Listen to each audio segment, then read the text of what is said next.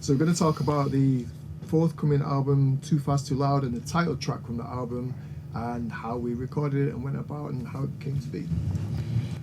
So the first thing to probably start with is going to be some keys. So we had guide keys, which were originally some keys from 1997. On the Korg X5, so I was given 400 quid by the Princess Trust, and I had to put 50 quid towards it and bought this Korg X5 keyboard. I just loved this sound in the keyboard, called the Tine Pad, and it's just so warm, and I actually wrote the song on this keyboard. Timeless. So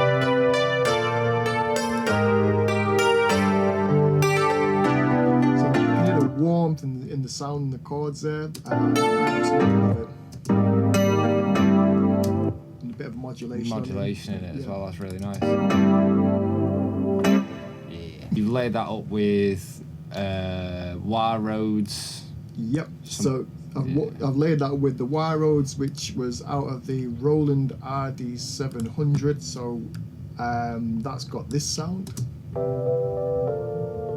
Oh yeah, that's more subtle, isn't it? Yeah. Okay, yeah. And what else is nice the piano? And soft, and then there's a piano sound underneath that, which gives it a bit of a sharper attack.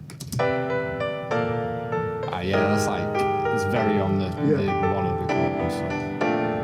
I mean, you can see that in the waveform as well. Yeah. That's cool. So when you add them all together, you get quite a nice sound from the layered keyboard parts. Yeah.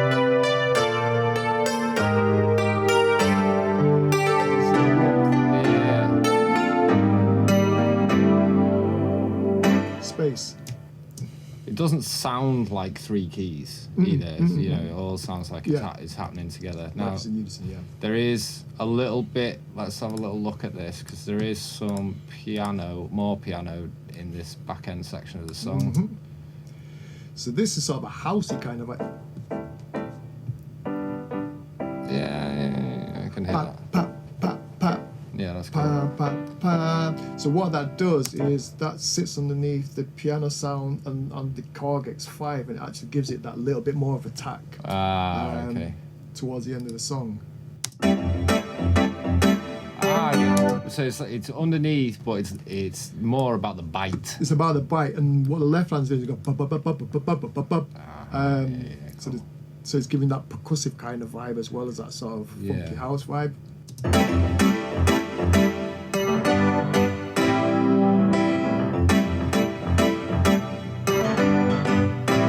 You hear some of the run-ups as well. That's quite cool, isn't it? But like the light piano, this guy here is just like really cutting underneath. Yeah. Nice. So that's the genesis. That's how the tune started. Yeah. Yeah. So you were just writing that at home with piano and vocal. Literally, it was just the Korg. To start off with, and inspiration from the Princess Trust. Which is, not a sentence I thought we were You'd want to say. hear part of my mouth, wouldn't you? Yeah. So that's kind of how that happened, really. Okay then, so next logical step is bringing it in here and adding some instruments to that. You've done the arrangement at home. Yep. Let's have a little look at, let's leave the keys in and we'll just put the drums on, and let's have a little listen to keys and drums together.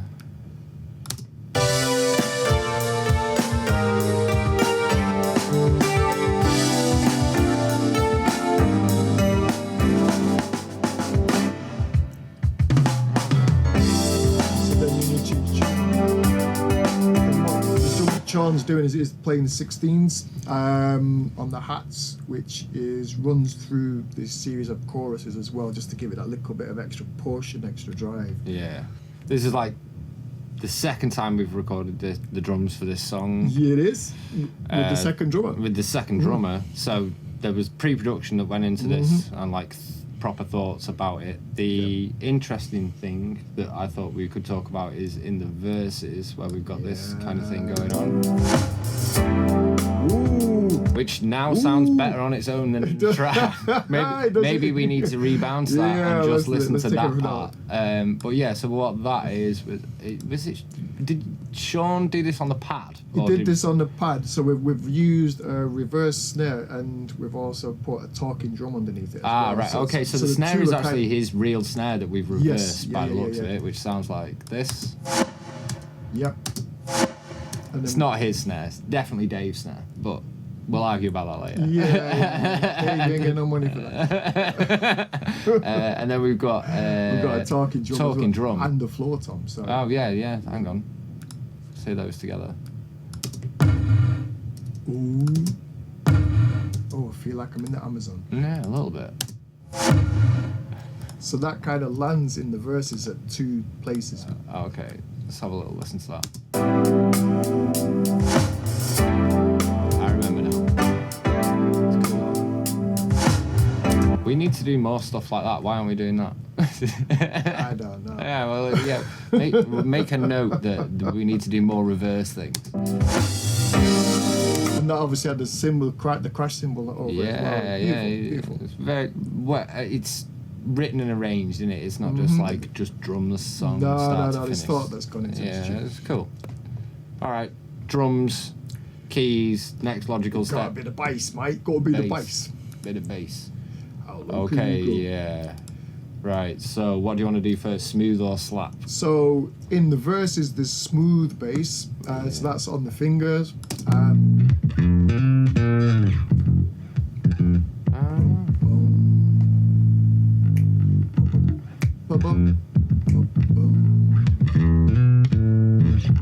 Some classic. So there's a little space in there, and and it's smooth groove that sits underneath the vocals, really, because what the aim of the song is to bring it down in the verses and start lifting it in the choruses to give it the dynamics.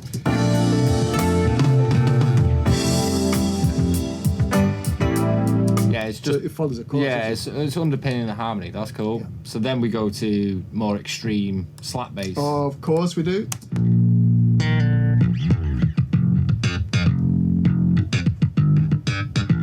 So it's a bit funky, but what that does, it adds that percussive element to drive the rhythm section. It's kind of like the same effect as some of the sharper piano things later on where we're building it up. Yep. The bass is getting more aggressive as well. Yeah, and the drums are getting busier at that point as well. So yeah, it lifts. Yeah, let's put it on from that film. Let's see what it's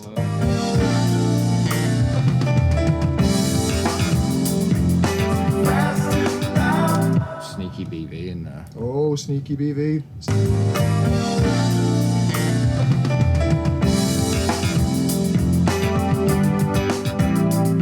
It's amazing that even there's a lot going on already, but the snare has still got loads of space in the 2 and the 4, which I think that's worked out. Yeah, really well. That was cool.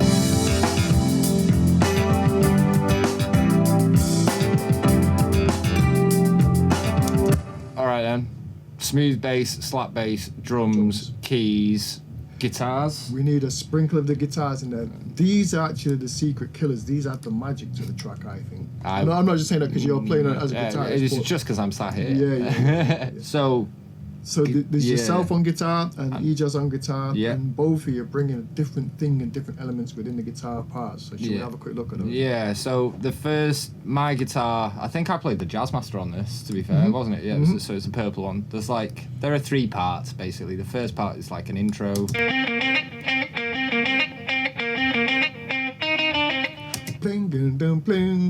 Yeah, it's got delay on it. Yeah, then there's an arpeggiated chords thing. So that's kind of got a cheeky country funk kind of vibe to me. I love that. There was a little bit of I can't do it, but like it's kind of like a chicken picking, like also like we're gonna get it some chicken, boy. Yeah. And then smooth chords in the verses to match the bass. And you played sort of inversions of what I'm playing on the keys, I think. Yeah, I think it's something simple, like first time round it's a straight minor, second time round I think I'm adding a ninth, but you'll suss that. Straight minor, second one will be a nine. Ooh. cheeky. That just repeats. Yep. But I kept all of mine on one track throughout the tune because it's fairly linear and there's no lead sound. So I just thought, like, keep it simple and be able to execute all of the parts in one thing. Then we get more complicated because E-Jazz laid down a rhythm track. Yes, he did. Sounds distorted. Yeah.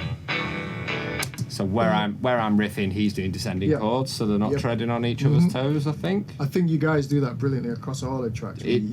How you play all them chords and chops between the two of you, but you don't. So little discussion goes into it. I just think we just think so differently as players that we don't really cross paths too much. Really. Which is what I'm talking about, that soup thing. You guys are adding different flavours to the soup, and I love it. The other thing that we've got to think about a lot of the time is you've come in. I mean, we've started this song with 4 layers or 5 layers of keyboard, so it's more about like how much room is left for us to actually work. But so he's done his rhythm track and. That's all kosher, but E-Jazz being E-Jazz, it's not really we've layered some stuff up with him. So there's an octave thing going on in the verse. Dirty. Which works, doesn't it? Just underneath. He's layered that with wah. So. And the rhythm.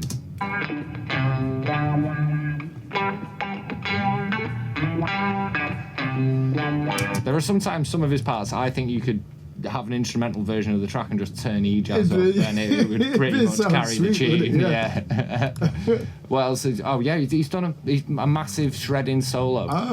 So killer solo, man. With some layers on it. Yep. We'll hear that in context in a bit, but.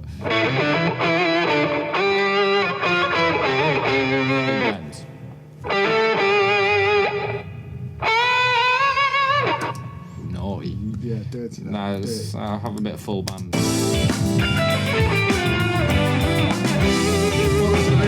Yeah.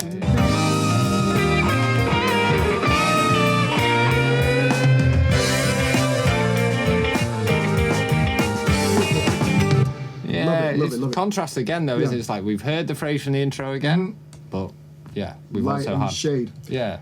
And the horns actually follow that line at the end of Let's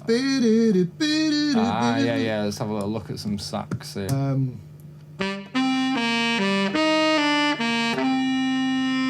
It sounds like some sort of 80s romantic film. Yeah, when you put it on its own, it's a bit, it does sound like.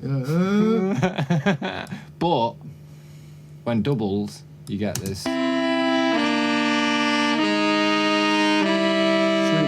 Sweet. So, if we put that, maybe we'll put that in the band for a minute and we'll just hear that little intro sort of section.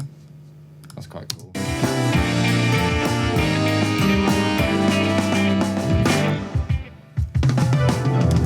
Beautiful. But real horns aren't enough. So at that moment when we recorded this tune, we were struggling for trumpet and that kind of raspy end of it. That's no longer a problem. It's no longer a problem. No longer a problem. Other Steve in there who plays this beautifully live, but for this recorded version, I used a horns patch or a brass patch out of the RD700 to sit underneath what Steve's doing. So you can still capture the live element of a real instrument, but it's also just got that sat underneath just to give it that real sort of full sound. Yeah.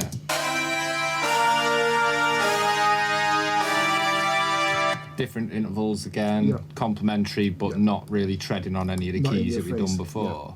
So let's maybe listen to all the horns. It's mad how I don't really think about it ever that that's a keyboard. There's a keyboard now. Maybe that's because we're hearing it with trumpet on it. Indeed. But it's there on the record and it worked. Underneath that, you also are now later on. So you did some horns here. So those are the end of each phrases of the choruses. So you're just subtly layering that up. But you've gone back to some keys now, and we've got Hammond. Hammond under there. So the Hammond replicates what the backing vocals would do. So there's a few O's and stuff like that underneath. But the Hammond just gives it that warmer sound. So again, it just sits in there with the backing vocals, but it just gives it that bigger, warmer sound. And again, it's quite subtle. yeah, but again, we've got like modulation, the rotary speaker sound and stuff like that, and it's just like it's a layer that is being added where something else is lacking. Yeah, that's it. So put that in with the sax and stuff. Let's say that. Oh, we've got more of it here.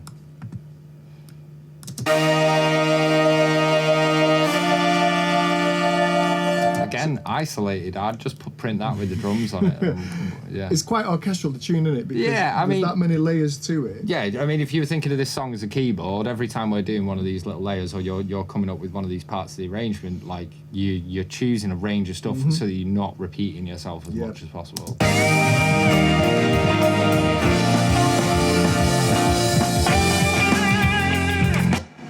So it all sits together really, really nice. I mean, how much room is actually left? What else? Oh, there's loads of, we've got BVs vocals. Yeah. Oh, yeah, there's BVs. So there's O's that sort of sit there going, that sit underneath that as well. So that sits in with the organ and the horn parts as well. Ah, yeah, I can see that in the phrase. So we've got Bailey's ad-lib over the top Bailey's of that, ad-lib which there. is brilliant, isn't it? But It's ridiculously good.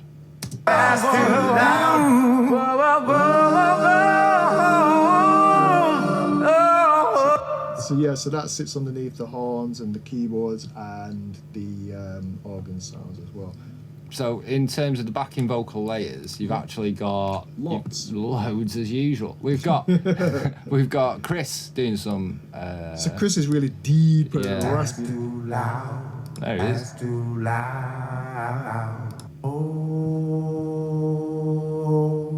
Very gentle. He is gentle, yeah. You let me have a go for some. Ah, come on, man.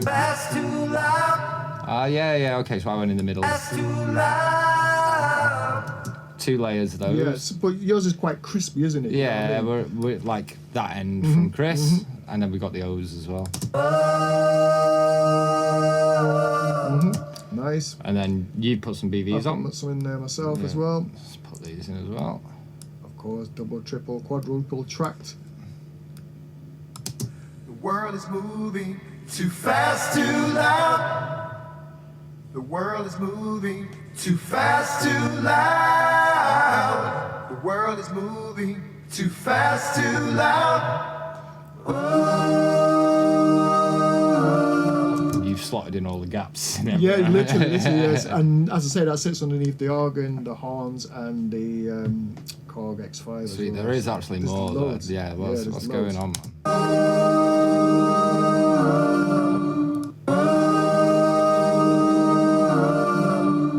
Which sounds like a quite weird interval, but then when you lock it all in together... You got it with the chords. The chords make it all okay. So Chords make prices.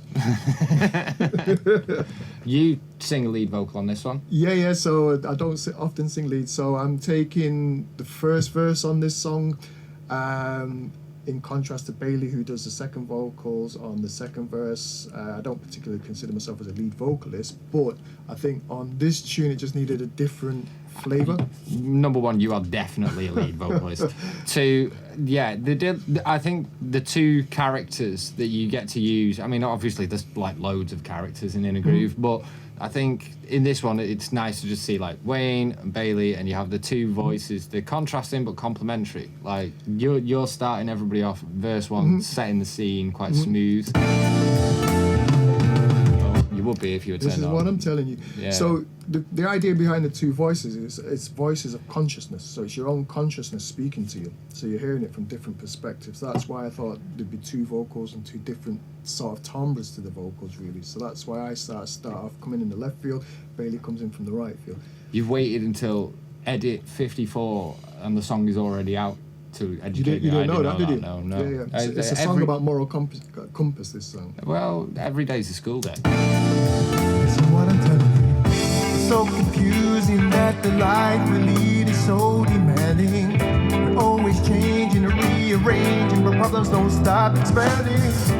Where's love, caring, understanding? And this is the point, isn't it? It's like E-Jazz is playing this complicated guitar part. We've got mad things going off in the drums, yet none of it is treading on any of the top line. No. And the drum sort of thing complements and sort of bounces off what is being said in the vocal. Yeah, So it's like a nice call and response, even though you wouldn't think of it that way across the instruments at all. All right then. So that's the first verse, really. First verse. Nice and simple. And then Bailey, he drops in the second verse with his sort of perspective of consciousness. I'd say it's your own voice coming at you. That's the idea behind it, but from a slightly different perspective. Yeah, let's have a little listen. Seems amazing that the world we live in keeps on turning.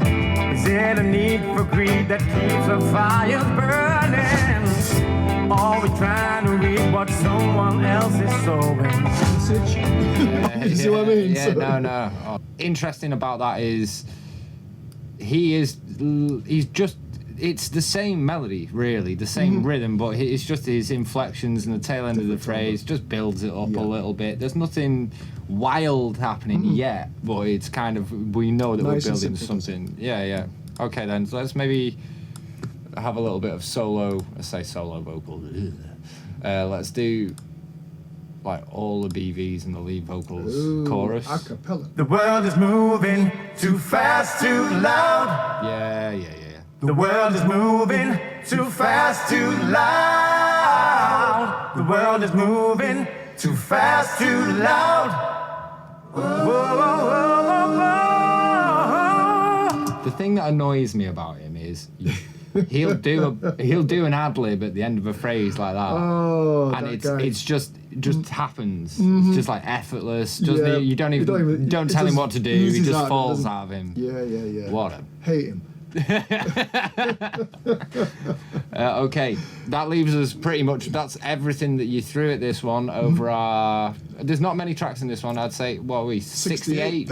Yeah, Just a 68. Just a 68. Not the biggest, not the smallest, but everybody in there. Everybody's in there. Loads of different elements. You know, you've got your light, your shade, and then it spins on a little bit on its axis when he just does the solo under the middle eight, where the chords slightly change. In fact, the chords don't really change that much. It's actually the bass that changes under the chords. That actually give that movement. Let's have a little listen to that. Where is his shredding?